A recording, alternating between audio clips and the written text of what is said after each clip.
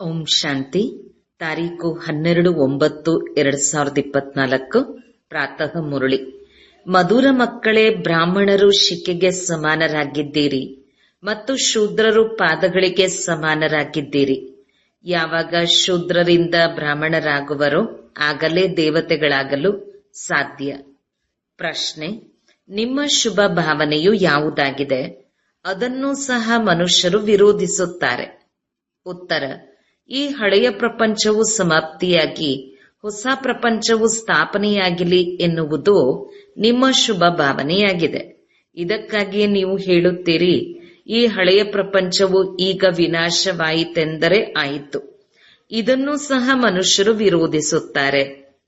ಪ್ರಶ್ನೆ: ಈ ಇಂದ್ರಪ್ರಸ್ಥದ ಮುಖ್ಯವಾದ ನಿಯಮವು ಏನಾಗಿದೆ? ಉತ್ತರ: ಯಾವುದೇ ಪತಿತ ಶೂದ್ರರನ್ನು ಈ ಇಂದ್ರಪ್ರಸ್ಥದ ಸಭೆಯಲ್ಲಿ ಕರೆತರುವಂತಿಲ್ಲ. ಒಂದು ವೇಳೆ ಯಾರಾದರೂ ಕರೆತಂದರೆ ಅವರ ಮೇಲೂ ಸಹ ಪಾಪವಾಗುತ್ತದೆ. ಓಂ ಶಾಂತಿ. ಆತ್ಮೀಯ ಮಕ್ಕಳ ಪ್ರತಿ ಆತ್ಮೀಯ ತಂದೆಯು ಕುಳಿತು ತಿಳಿಸುತ್ತಿದ್ದಾರೆ. ಆತ್ಮೀಯ ಮಕ್ಕಳು ಸಹ ತಿಳಿದುಕೊಂಡಿದ್ದೀರಿ, ನಾವು ನಮಗಾಗಿ ನಮ್ಮ ದೈವಿ ರಾಜ್ಯವನ್ನು ಪುನಃ ಸ್ಥಾಪನೆ ಮಾಡುತ್ತಿದ್ದೇವೆ.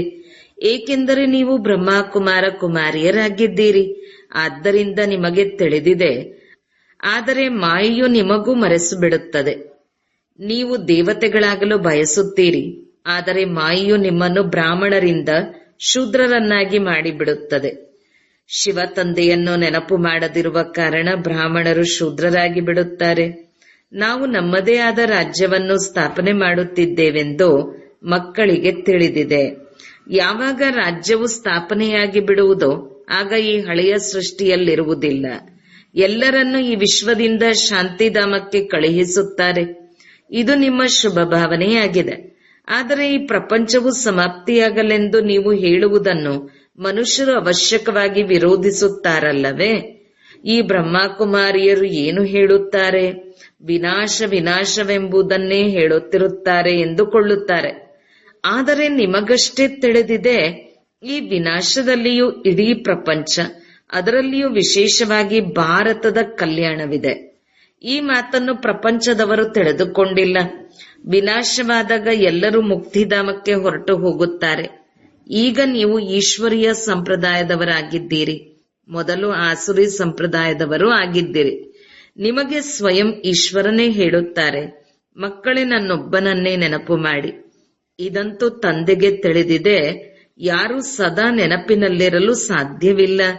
ಒಂದು ವೇಳೆ ಸದಾ ನೆನಪಿನಲ್ಲಿದ್ದಿದ್ದೇ ಆದರೆ ವಿಕರ್ಮ ವಿನಾಶವಾಗಿ ಬಿಡುತ್ತದೆ, ಮತ್ತೆ ಕರ್ಮಾತೀತ ಸ್ಥಿತಿಯಾಗಿ ಬಿಡುತ್ತದೆ. ಈಗಂತೂ ಎಲ್ಲರೂ ಪುರುಷಾರ್ಥಿಗಳಾಗಿದ್ದಾರೆ. ಯಾರು ಬ್ರಾಹ್ಮಣರಾಗುವರೋ ಅವರೇ ದೇವತೆಗಳಾಗುತ್ತಾರೆ. ಬ್ರಾಹ್ಮಣರ ನಂತರ ದೇವತೆಗಳು. ತಂದೆಯು ತಿಳಿಸುತ್ತಾರೆ, ಬ್ರಾಹ್ಮಣರು ಶಿಕೆಗೆ ಸಮಾನ. ಹೇಗೆ ಮಕ್ಕಳು ಬಾಜೋಲಿ ಪಲ್ಟಿ ಆಟವನ್ನು ಆಡುತ್ತಾರೆ. ಅದರಲ್ಲಿ ಮೊದಲು ತಲೆ ಮತ್ತು ಜುಟ್ಟು ಬರುತ್ತದೆ. ಬ್ರಾಹ್ಮಣರಿಗೆ ಸದಾ ಜುಟ್ಟಿರುತ್ತದೆ. ನೀವು ಬ್ರಾಹ್ಮಣರಾಗಿದ್ದೀರಿ. ಮೊದಲು ಶೂದ್ರರು ಅರ್ಥಾತ್ ಪಾದಗಳಿಗೆ ಸಮಾನರಾಗಿದ್ದೀರಿ. ಈಗ ಬ್ರಾಹ್ಮಣರು ಶಿಕೆಯಾಗಿದ್ದೀರಿ. ನಂತರ ದೇವತೆಗಳಾಗುತ್ತೀರಿ. ಮುಖಕ್ಕೆ ದೇವತೆಗಳೆಂದು, ಭುಜಗಳಿಗೆ ಕ್ಷತ್ರಿಯರೆಂದು, ಹೊಟ್ಟೆಗೆ ವೈಶ್ಯರೆಂದು, ಪಾದಗಳಿಗೆ ಶೂದ್ರರೆಂದು ಹೇಳುತ್ತಾರೆ. ಶೂದ್ರರು ಅರ್ಥಾತ್ ಶೂದ್ರ ಬುದ್ಧಿ ಅರ್ಥಾತ್ ತುಚ್ಛ ಬುದ್ಧಿಯವರು. ಯಾರು ತಂದೆಯನ್ನು ತಿಳಿದುಕೊಳ್ಳುವುದಿಲ್ಲ, ಅಲ್ಲದೆ ಇನ್ನೂ ತಂದೆಯ ನಿಂದನೆ ಮಾಡುತ್ತಿರುತ್ತಾರೆಯೋ ಅವರಿಗೆ ತುಚ್ಛ ಬುದ್ಧಿಯವರೆಂದು ಹೇಳುತ್ತಾರೆ. ಆದ್ದರಿಂದಲೇ ತಂದೆಯು ತಿಳಿಸುತ್ತಾರೆ, ಯಾವಾಗ ಭಾರತದಲ್ಲಿ ನಿಂದನೆಯಾಗುವುದೋ ಆಗ ನಾನು ಬರುತ್ತೇನೆ. ಯಾರು ಭಾರತವಾಸಿಗಳಾಗಿದ್ದಾರೆಯೋ ಅವರೊಂದಿಗೆ ತಂದೆಯು ಮಾತನಾಡುತ್ತಾರೆ. ಯದಾ ಯದಾ ಹಿ ಧರ್ಮಸ್ಯ, ತಂದೆಯು ಭಾರತದಲ್ಲಿಯೇ ಬರುತ್ತಾರೆ, ಮತ್ಯಾವುದೇ ಸ್ಥಾನದಲ್ಲಿ ಬರುವುದಿಲ್ಲ. ಭಾರತವೇ ಅವಿನಾಶಿ ಖಂಡವಾಗಿದೆ. ತಂದೆಯು ಅವಿನಾಶಿಯಾಗಿದ್ದಾರೆ. ಅವರೆಂದೂ ಜನನ ಮರಣದಲ್ಲಿ ಬರುವುದಿಲ್ಲ. ಅವಿನಾಶಿ ತಂದೆಯು ಅವಿನಾಶಿ ಆತ್ಮಗಳಿಗೆ ತಿಳಿಸಿಕೊಡುತ್ತಾರೆ. ಈ ಶರೀರವಂತೂ ವಿನಾಶಿಯಾಗಿದೆ. ಈಗ ನೀವು ಶರೀರದ ಪರಿವೆಯನ್ನು ಬಿಟ್ಟು ತಮ್ಮನ್ನು ಆತ್ಮನೆಂದು ತಿಳಿಯಲು ತೊಡಗಿದ್ದೀರಿ. ತಂದೆಯು ತಿಳಿಸಿಕೊಟ್ಟಿದ್ದರು, ಹೋಲಿಯಂದು ಕೋಕಿಯನ್ನು ಸುಡುತ್ತಾರೆ. ಆಗ ಕೋಕಿ ಎಲ್ಲವೂ ಸುಟ್ಟರೂ ಸಹ ಅದನ್ನು ಪೋಣಿಸಿರುವ ದಾರವು ಸುಡುವುದಿಲ್ಲ. ಅಂದರೆ ಆತ್ಮ ಎಂದಿಗೂ ವಿನಾಶವಾಗುವುದಿಲ್ಲ. ಅದಕ್ಕಾಗಿಯೇ ಈ ಉದಾಹರಣೆಯೂ ಇದೆ. ಆತ್ಮವು ಅವಿನಾಶಿ ಎಂಬುದು ಯಾವುದೇ ಮನುಷ್ಯ ಮಾತ್ರರಿಗೆ ತಿಳಿದಿಲ್ಲ. ಅವರು ಆತ್ಮ ನಿರ್ಲೇಪವೆಂದು ಹೇಳಿಬಿಡುತ್ತಾರೆ. ಆದರೆ ಈಗ ತಂದೆಯು ಹೇಳುತ್ತಾರೆ, ಆತ್ಮ ನಿರ್ಲೇಪ ಅಲ್ಲ. ಆತ್ಮವೇ ಈ ಶರೀರದ ಮೂಲಕ ಒಳ್ಳೆಯ ಮತ್ತು ಕೆಟ್ಟ ಕರ್ಮವನ್ನು ಮಾಡುತ್ತದೆ. ಒಂದು ಶರೀರವನ್ನು ಬಿಟ್ಟು ಇನ್ನೊಂದು ಪಡೆದುಕೊಳ್ಳುತ್ತದೆ, ಕರ್ಮ ಭೋಗವನ್ನು ಭೋಗಿಸುತ್ತದೆ. ಅಂದಾಗ ಅದು ಲೆಕ್ಕಾಚಾರವನ್ನು ತೆಗೆದುಕೊಂಡು ಬಂದಿತಲ್ಲವೇ? ಆದ್ದರಿಂದಲೇ ಆಸುರಿ ಪ್ರಪಂಚದಲ್ಲಿ ಮನುಷ್ಯರು ಅಪಾರ ದುಃಖವನ್ನು ಅನುಭವಿಸುತ್ತಾರೆ. ಆಯಸ್ಸು ಸಹ ಕಡಿಮೆ ಇರುತ್ತದೆ. ಆದರೆ ಈ ಮನುಷ್ಯರು ದುಃಖವನ್ನು ಸಹ ಸುಖವೆಂದು ತಿಳಿದು ಕುಳಿತಿದ್ದಾರೆ. ನಿರ್ವಿಕಾರಿಗಳಾಗಿ ಎಂದು ನೀವು ಮಕ್ಕಳು ಹೇಳಿದರೂ ಸಹ ವಿಕಾರವಿಲ್ಲದೆ ನಾವಿರಲು ಸಾಧ್ಯವಿಲ್ಲವೆಂದು ಹೇಳುತ್ತಾರೆ. ಏಕೆಂದರೆ ಶೂದ್ರ ಸಂಪ್ರದಾಯದವರಲ್ಲವೇ? ಕ್ಷುದ್ರ ಬುದ್ಧಿಯವರಾಗಿದ್ದಾರೆ. ನೀವು ಬ್ರಾಹ್ಮಣರು ಶಿಕೆಗೆ ಸಮಾನರಾಗಿದ್ದೀರಿ. ಶಿಕೆಯು ಎಲ್ಲದಕ್ಕಿಂತ ಮೇಲಿರುತ್ತದೆ ಅಂದಾಗ ನೀವು ದೇವತೆಗಳಿಗಿಂತಲೂ ಶ್ರೇಷ್ಠರಾಗಿದ್ದೀರಿ. ನೀವು ಈ ಸಮಯದಲ್ಲಿ ದೇವತೆಗಳಿಗಿಂತಲೂ ಉತ್ತಮರಾಗಿದ್ದೀರಿ. ಏಕೆಂದರೆ ತಂದೆಯ ಜೊತೆ ಇದ್ದೀರಿ. ತಂದೆಯು ಈ ಸಮಯದಲ್ಲಿ ನಿಮಗೆ ಓದಿಸುತ್ತಾರೆ. ಅವರು ವಿಧೇಯ ಸೇವಕರಾಗಿದ್ದಾರಲ್ಲವೇ? ತಂದೆಯು ಮಕ್ಕಳ ವಿಧೇಯ ಸೇವಕನಾಗಿದ್ದಾರೆ. ಮಕ್ಕಳಿಗೆ ಜನ್ಮ ನೀಡಿ, ಸಂಭಾಲನೆ ಮಾಡಿ, ಓದಿಸಿ, ದೊಡ್ಡವರನ್ನಾಗಿ ಮಾಡಿ, ವೃದ್ಧರಾದಾಗ ತನ್ನ ಪೂರ್ಣ ಆಸ್ತಿಯನ್ನು ಮಕ್ಕಳಿಗೆ ಕೊಟ್ಟು ತಾನು ಗುರುಗಳನ್ನು ಮಾಡಿಕೊಂಡು ಎಲ್ಲರಿಂದ ದೂರ ಹೋಗಿ ಕುಳಿತುಕೊಳ್ಳುತ್ತಾರೆ. ವಾನಪ್ರಸ್ಥಿಗಳಾಗುತ್ತಾರೆ. ಮುಕ್ತಿಧಾಮಕ್ಕೆ ಹೋಗಲು ಗುರುಗಳನ್ನು ಮಾಡಿಕೊಳ್ಳುತ್ತಾರೆ. ಆದರೆ ಅವರು ಮುಕ್ತಿಧಾಮಕ್ಕೆ ಹೋಗಲು ಸಾಧ್ಯವಿಲ್ಲ ಅಂದಾಗ ತಂದೆ ತಾಯಿ ಮಕ್ಕಳ ಸಂಭಾಲನೆ ಮಾಡುತ್ತಾರೆ. ತಿಳಿದುಕೊಳ್ಳಿ, ತಾಯಿಯು ಅಸ್ವಸ್ಥವಾದಾಗ ಮಕ್ಕಳು ಕೊಳಕು ಮಾಡಿದರೆ ಆಗ ತಂದೆಯೇ ಅದನ್ನು ಸ್ವಚ್ಛ ಮಾಡಬೇಕಾಗುತ್ತದೆ ಅಲ್ಲವೇ? ಅಂದಾಗ ತಂದೆ ತಾಯಿಯು ಮಕ್ಕಳ ಸೇವಕರಾದರಲ್ಲವೇ? ಅವರ ಪೂರ್ಣ ಆಸ್ತಿಯನ್ನು ಮಕ್ಕಳಿಗೆ ಕೊಟ್ಟು ಬಿಡುತ್ತಾರೆ. ಬೇಹದ್ದಿನ ತಂದೆಯೂ ಸಹ ಹೇಳುತ್ತಾರೆ, ನಾನು ಬಂದಾಗ ಯಾವುದೇ ಚಿಕ್ಕ ಮಕ್ಕಳ ಬಳಿ ಬರುವುದಿಲ್ಲ. ನೀವಂತೂ ದೊಡ್ಡವರಾಗಿದ್ದೀರಿ ಅಂದಾಗ ನಾನು ಕುಳಿತು ನಿಮಗೆ ಶಿಕ್ಷಣವನ್ನು ಕೊಡುತ್ತೇನೆ. ನೀವು ಶಿವತಂದೆಯ ಮಕ್ಕಳಾಗುತ್ತೀರೆಂದರೆ ಬ್ರಹ್ಮ ಕುಮಾರ ಕುಮಾರಿಯರೆಂದು ಕರೆಸಿಕೊಳ್ಳುತ್ತೀರಿ. ಅದಕ್ಕಿಂತ ಮೊದಲು ಶೂದ್ರ ಕುಮಾರ ಕುಮಾರಿಯರಾಗಿದ್ದಿರಿ. ವೇಶ್ಯಾಲಯದಲ್ಲಿದ್ದಿರಿ. ಈಗ ನೀವು ವೇಶ್ಯಾಲಯದಲ್ಲಿ ಇರುವಂತಹವರಲ್ಲ. ಇಲ್ಲಿ ಯಾವ ವಿಕಾರಿಗಳಿರಲು ಸಾಧ್ಯವಿಲ್ಲ, ನಿಯಮವೇ ಇಲ್ಲ. ಈ ಸ್ಥಾನವು ಬ್ರಹ್ಮ ಕುಮಾರ ಕುಮಾರಿಯರಾಗುವುದಕ್ಕಾಗಿಯೇ ಇದೆ. ಕೆಲವರು ತಿಳುವಳಿಕೆ ಇಲ್ಲದ ಮಕ್ಕಳಿದ್ದಾರೆ. ವಿಕಾರದಲ್ಲಿ ಹೋಗುವ ಪತಿತರಿಗೆ ಶೂದ್ರರೆಂದು ಹೇಳಲಾಗುತ್ತದೆ. ಅವರಿಗೆ ಇಲ್ಲಿರುವ ನಿಯಮವಿಲ್ಲ, ಬರುವಂತಿಲ್ಲವೆಂದು ತಿಳಿಯುವುದೇ ಇಲ್ಲ. ಇಂದ್ರ ಸಭೆಯ ಮಾತಿದೆಯಲ್ಲವೇ? ಸತ್ಯವಾದ ಇಂದ್ರ ಸಭೆಯಂತೂ ಇಲ್ಲಿದೆ. ಇಲ್ಲಿ ಜ್ಞಾನದ ಮಳೆಯಾಗುತ್ತದೆ. ಯಾರಾದರೂ ಬ್ರಹ್ಮ ಕುಮಾರ ಕುಮಾರಿಯು ಅಪವಿತ್ರರನ್ನು ಮುಚ್ಚಿಟ್ಟು ಸಭೆಯಲ್ಲಿ ಕರೆತಂದರೆ ಕಲ್ಲಾಗಿ ಬಿಡಿ, ಕಲ್ಲು ಬುದ್ಧಿ ಎಂದು ಇಬ್ಬರಿಗೂ ಶಾಪ ಸಿಕ್ಕಿಬಿಡುತ್ತದೆ. ಇದು ಸತ್ಯವಾದ ಇಂದ್ರಪ್ರಸ್ಥವಾಗಿದೆಯಲ್ಲವೇ? ಇದೇನು ಶೂದ್ರ ಕುಮಾರ ಕುಮಾರಿಯರ ಸತ್ಸಂಗವಲ್ಲ. ದೇವತೆಗಳು ಪವಿತ್ರವಾಗಿರುತ್ತಾರೆ, ಶೂದ್ರರು ಪತೀತರಾಗಿರುತ್ತಾರೆ. ತಂದೆಯು ಬಂದು ಪತೀತರನ್ನು ಪಾವನ ದೇವತೆಗಳನ್ನಾಗಿ ಮಾಡುತ್ತಾರೆ. ಈಗ ನೀವು ಪತೀತರಿಂದ ಪಾವನರಾಗುತ್ತಿದ್ದೀರಿ ಅಂದಾಗ ಇದು ಇಂದ್ರ ಸಭೆಯಾಯಿತು. ಒಂದು ವೇಳೆ ಕೇಳದೆಯೇ ಯಾರಾದರೂ ವಿಕಾರಿಗಳನ್ನು ಕರೆತಂದರೆ ಬಹಳಷ್ಟು ಶಿಕ್ಷೆಯೂ ಸಿಗುತ್ತದೆ. ಕಲ್ಲು ಬುದ್ಧಿಯವರಾಗಿ ಬಿಡುತ್ತಾರೆ. ಇಲ್ಲಿ ನೀವು ಪಾರಸ ಬುದ್ಧಿಯವರಾಗುತ್ತಿದ್ದೀರಲ್ಲವೇ? ಆದ್ದರಿಂದ ಯಾರು ಪತಿತರನ್ನು ಕರೆತರುತ್ತಾರೆಯೋ ಅವರಿಗೂ ಸಹ ಶಾಪವು ಸಿಗುತ್ತದೆ. ನೀವು ವಿಕಾರಿಗಳನ್ನು ಮುಚ್ಚಿಟ್ಟುಕೊಂಡು ಏಕೆ ಕರೆತಂದಿರಿ? ಇಂದ್ರ ತಂದೆಯೊಂದಿಗೆ ಕೇಳಿಯೂ ಇಲ್ಲ ಅಂದಾಗ ಎಷ್ಟೊಂದು ಶಿಕ್ಷೆ ಸಿಗುತ್ತದೆ. ಇವು ಗುಪ್ತ ಮಾತುಗಳಾಗಿವೆ. ಈಗ ನೀವು ದೇವತೆಗಳಾಗುತ್ತಿದ್ದೀರಿ. ಬಹಳ ಕಠಿಣ ನಿಯಮಗಳಿವೆ. ಇಲ್ಲವೆಂದರೆ ಸ್ಥಿತಿಯೇ ಕೆಳಗೆ ಬಂದು ಬಿಡುತ್ತದೆ. ಒಮ್ಮೆಲೆ ಕಲ್ಲು ಬುದ್ಧಿಯವರಾಗಿ ಬಿಡುತ್ತಾರೆ. ಈಗ ಇರುವುದೇ ಕಲ್ಲು ಬುದ್ಧಿ. ಪಾರಸ ಬುದ್ಧಿಯವರಾಗುವ ಪುರುಷಾರ್ಥವನ್ನೇ ಮಾಡುವುದಿಲ್ಲ. ಇವನ್ನು ತಿಳಿದುಕೊಂಡಿಲ್ಲ. ಇದನ್ನು ನೀವು ಮಕ್ಕಳೇ ತಿಳಿದುಕೊಳ್ಳುತ್ತೀರಿ. ಇಲ್ಲಿ ಬ್ರಹ್ಮ ಕುಮಾರ ಕುಮಾರಿಯರಿರುತ್ತೀರಿ. ಇವರನ್ನು ದೇವತಾ ಅರ್ಥಾತ್ ಕಲ್ಲು ಬುದ್ಧಿಯವರಿಂದ ಪಾರಸ ಬುದ್ಧಿಯವರನ್ನಾಗಿ ಮಾಡುತ್ತಿದ್ದಾರೆ. ತಂದೆಯು ಮಧುರಾತಿ ಮಧುರ ಮಕ್ಕಳಿಗೆ ತಿಳಿಸುತ್ತಾರೆ, ಮಕ್ಕಳೇ, ಯಾವುದೇ ನಿಯಮವನ್ನು ಉಲ್ಲಂಘನೆ ಮಾಡಬೇಡಿ. ಇಲ್ಲವಾದಲ್ಲಿ ಅಂತಹವರನ್ನು 5 ಭೂತಗಳು ಹಿಡಿದುಕೊಳ್ಳುತ್ತದೆ. ಕಾಮ, ಕ್ರೋಧ, ಲೋಭ, ಮೋಹ, ಅಹಂಕಾರ ಇವು ಅರ್ಧಕಲ್ಪದ ದೊಡ್ಡ ದೊಡ್ಡ ಭೂತಗಳಾಗಿವೆ. ನೀವು ಈ ಭೂತಗಳನ್ನು ಓಡಿಸಲು ಬಂದಿದ್ದೀರಿ. ಯಾವ ಆತ್ಮವು ಶುದ್ಧ ಪವಿತ್ರವಾಗಿರುತ್ತದೋ ಅದು ಈಗ ಅಪವಿತ್ರ, ಅಶುದ್ಧ, ದುಃಖಿ, ರೋಗಿಯಾಗಿ ಬಿಟ್ಟಿದೆ. ಈ ಪ್ರಪಂಚದಲ್ಲಿ ಅಪಾರ ದುಃಖವಿದೆ. ತಂದೆಯು ಬಂದು ಜ್ಞಾನದ ಮಳೆಯನ್ನು ಸುರಿಸುತ್ತಾರೆ. ನೀವು ಮಕ್ಕಳ ಮುಖಾಂತರವೇ ಮಾಡುತ್ತಾರೆ. ನಿಮಗಾಗಿ ಸ್ವರ್ಗವನ್ನು ರಚಿಸುತ್ತಾರೆ. ನೀವೇ ಯೋಗ ಬಲದಿಂದ ದೇವತೆಗಳಾಗುತ್ತೀರಿ. ತಂದೆಯಂತೂ ಆಗುವುದಿಲ್ಲ. ತಂದೆಯು ಸೇವಕನಾಗಿದ್ದಾರೆ. ಶಿಕ್ಷಕರು ಸಹ ವಿದ್ಯಾರ್ಥಿಗಳಿಗೆ ಸೇವಕರಾಗಿದ್ದಾರೆ. ಸೇವೆ ಮಾಡಿ ಮಕ್ಕಳಿಗೆ ಓದಿಸುತ್ತಾರೆ. ನಾನು ನಿಮ್ಮ ವಿಧೇಯ ಸೇವಕನಾಗಿದ್ದೇನೆಂದು ಶಿಕ್ಷಕರು ಹೇಳುತ್ತಾರೆ. ಬ್ಯಾರಿಸ್ಟರ್, ಇಂಜಿನಿಯರ್ ಮೊದಲಾದವರನ್ನಾಗಿ ಮಾಡುತ್ತಾರೆಂದರೆ ಸೇವಕರಾದರಲ್ಲವೇ? ಹಾಗೆಯೇ ಗುರುಗಳು ಸಹ ಮಾರ್ಗವನ್ನು ತಿಳಿಸುತ್ತಾರೆ.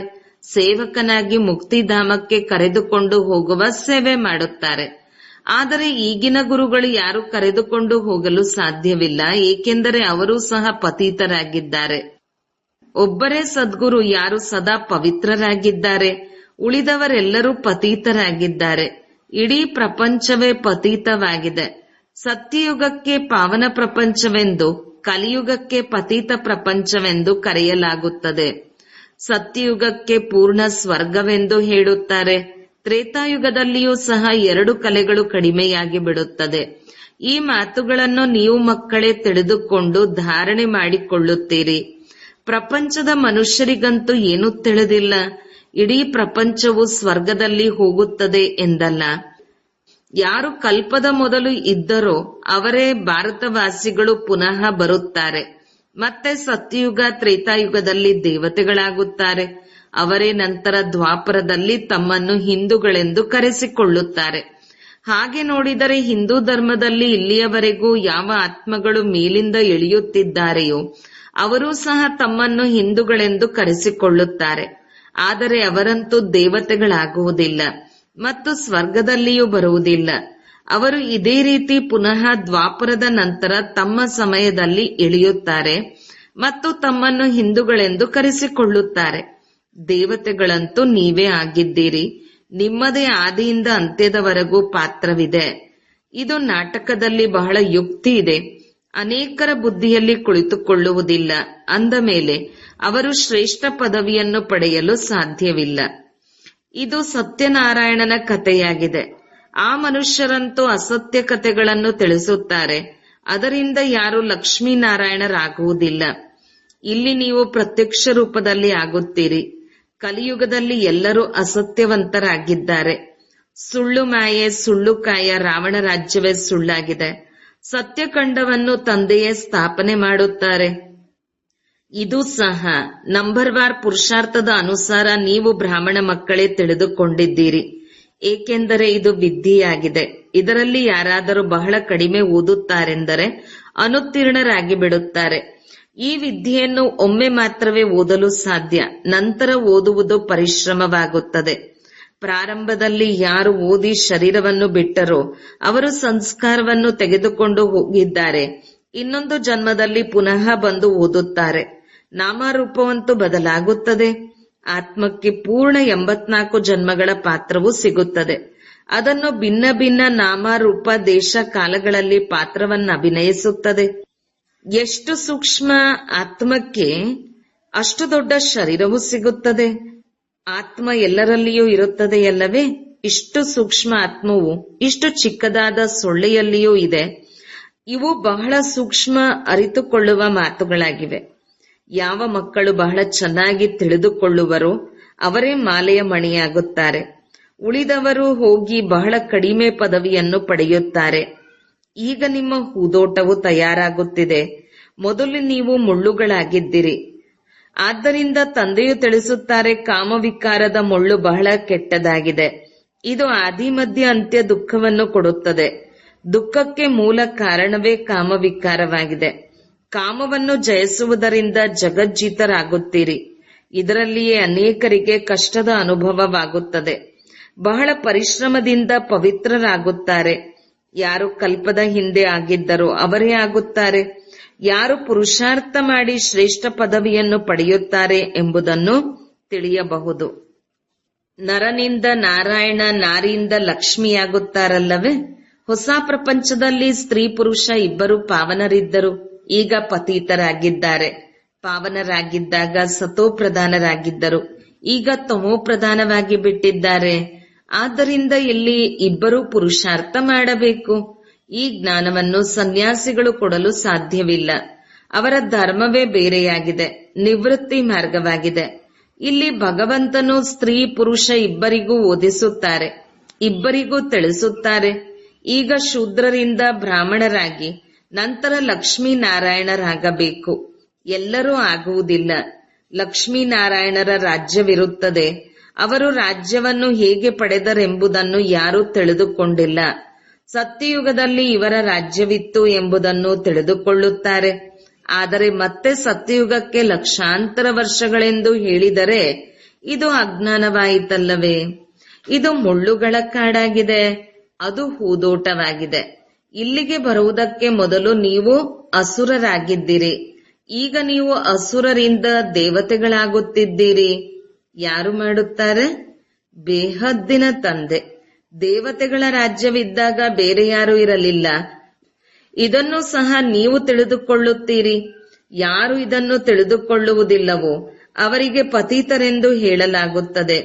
ಇದು ಬ್ರಹ್ಮಕುಮಾರ ಕುಮಾರಿಯರ ಸಭೆಯಾಗಿದೆ.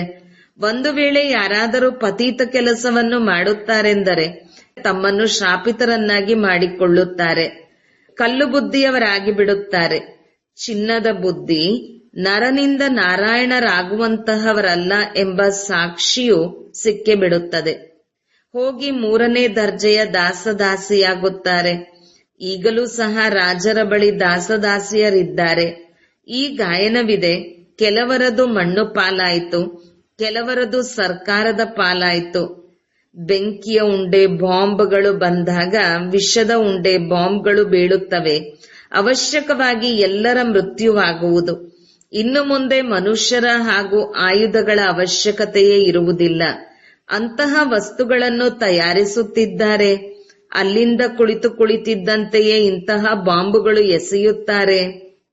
ಅದರ ಹೊಗೆಯು ಈ ರೀತಿ ಹರಡುತ್ತದೆ. ಅದು ತಕ್ಷಣ ಸಮಾಪ್ತಿ ಮಾಡಿಬಿಡುತ್ತದೆ. ಇಷ್ಟು ಕೋಟ್ಯಾಂತರ ಮನುಷ್ಯರ ವಿನಾಶವಾಗುವುದಿದೆ. ಇದು ಕಡಿಮೆ ಮಾತೇನು? ಸತ್ಯಯುಗದಲ್ಲಿ ಕೆಲವೇ ಮಂದಿ ಇರುತ್ತಾರೆ. ಉಳಿದವರೆಲ್ಲರೂ ಶಾಂತಿಧಾಮಕ್ಕೆ ಹೊರಟು ಹೋಗುತ್ತಾರೆ. ಅಲ್ಲಿ ನಾವಾತ್ಮಗಳಿರುತ್ತೇವೆ. ಸುಖಧಾಮವು ಸ್ವರ್ಗವಾಗಿದೆ, ದುಃಖಧಾಮದಲ್ಲಿ ನರಕವಿದೆ. ಈ ಚಕ್ರವು ಸುತ್ತುತ್ತಾ ಇರುತ್ತದೆ. ಪತೀತರಾಗಿ ಬಿಡುವುದರಿಂದ ದುಃಖಧಾಮವಾಗುತ್ತದೆ. ಮತ್ತೆ ತಂದೆಯು ಸುಖಧಾಮದಲ್ಲಿ ಕರೆದುಕೊಂಡು ಹೋಗುತ್ತಾರೆ. ಪರಮಪಿತ ಪರಮಾತ್ಮನು ಈಗ ಸರ್ವರ ಸದ್ಗತಿ ಮಾಡುತ್ತಾರೆಂದರೆ ಖುಷಿ ಇರಬೇಕಲ್ಲವೇ? ಇದಕ್ಕೆ ಮನುಷ್ಯರು ಹೆದರುತ್ತಾರೆ. ಈ ಮೃತ್ಯುವಿನಿಂದಲೇ ಗತಿ ಸದ್ಗತಿ ಸಿಗುವುದೆಂದು ಯಾರೂ ತಿಳಿದಿಲ್ಲ. ಒಳ್ಳೆಯದು. ಮಧುರಾತಿ ಮಧುರ ಅಗಲಿ ಹೋಗಿ ಮರಳಿ ಸಿಕ್ಕಿರುವಂತ ಮಕ್ಕಳ ಪ್ರತಿ ಮಾತಾಪಿತಾ ಬಾಬ್ದಾದರವರ ನೆನಪು, ಪ್ರೀತಿ ಹಾಗೂ ಸುಪ್ರಭಾತ. ಆತ್ಮೀಯ ಮಕ್ಕಳಿಗೆ ಆತ್ಮೀಯ ತಂದೆಯ ನಮಸ್ತೆ. ಧಾರಣೆಗಾಗಿ ಮುಖ್ಯ ಸಾರ 1. ಹೂದೋಟದಲ್ಲಿ ಹೋಗಲು ಒಳಗಿರುವ ಕಾಮಕ್ರೋಧದ ಮುಳ್ಳುಗಳನ್ನು ತೆಗೆಯಬೇಕು. ಶ್ರಾಪ ಸಿಗುವಂತಹ ಯಾವುದೇ ಕರ್ಮವನ್ನು ಮಾಡಬಾರದು. 2. ಸತ್ಯಖಂಡದ ಸ್ಥಾಪನೆ ಮಾಡಲು ಸತ್ಯನಾರಾಯಣನ ಸತ್ಯ ಕಥೆಯನ್ನು ಕೇಳಬೇಕು ಹಾಗೂ ಅನ್ಯರಿಗೂ ಹೇಳಬೇಕು. ಈ ಅಸತ್ಯ ಖಂಡದಿಂದ ದೂರವಾಗಬೇಕು. ವರದಾನ: ಬೆಳಕಿನ ಆಧಾರದಿಂದ ಜ್ಞಾನ ಯೋಗದ ಶಕ್ತಿಗಳನ್ನು ಪ್ರಯೋಗ ಮಾಡುವಂತಹ ಪ್ರಯೋಗಶಾಲಿ ಆತ್ಮಭವ. ಹೇಗೆ ಪ್ರಕೃತಿಯ ಬೆಳಕು ವಿಜ್ಞಾನದ ಅನೇಕ ಪ್ರಕಾರದ ಪ್ರಯೋಗಗಳನ್ನು ಕಾರ್ಯರೂಪದಲ್ಲಿ ಮಾಡಿ ತೋರಿಸುತ್ತದೆ, ಹಾಗೆ ನೀವು ಅವಿನಾಶಿ ಪರಮಾತ್ಮ ಲೈಟ್, ಆತ್ಮಿಕ ಲೈಟ್ ಮತ್ತು ಜೊತೆಗೆ ಪ್ರಾಕ್ಟಿಕಲ್ ಸ್ಥಿತಿಯನ್ನು ಬೆಳಕಿನ ಮೂಲಕ ಜ್ಞಾನ ಯೋಗದ ಶಕ್ತಿಯನ್ನು ಪ್ರಯೋಗ ಮಾಡಿ. ಒಂದು ವೇಳೆ ಸ್ಥಿತಿ ಮತ್ತು ಸ್ವರೂಪ ಡಬಲೈಟ್ ಇದ್ದಾಗ ಪ್ರಯೋಗದ ಸಫಲತೆ ಬಹಳ ಸಹಜವಾಗಿ ಆಗುವುದು. ಯಾವಾಗ ಪ್ರತಿಯೊಬ್ಬರೂ ಸ್ವಯಂನ ಮೇಲೆ ಪ್ರಯೋಗದಲ್ಲಿ ತೊಡಗುವಿರಿ, ಆಗ ಪ್ರಯೋಗಶಾಲಿ ಆತ್ಮಗಳ ಶಕ್ತಿಶಾಲಿ ಸಂಘಟನೆಯಾಗಿ ಬಿಡುವುದು. ಸ್ಲೋಗನ್: ವಿಘ್ನಗಳ ವಂಶ ಮತ್ತು ಅಂಶವನ್ನು ಸಮಾಪ್ತಿ ಮಾಡುವಂತಹವರೇ ವಿಘ್ನ ವಿನಾಶಕರಾಗಿದ್ದಾರೆ. ಓಂ ಶಾಂತಿ.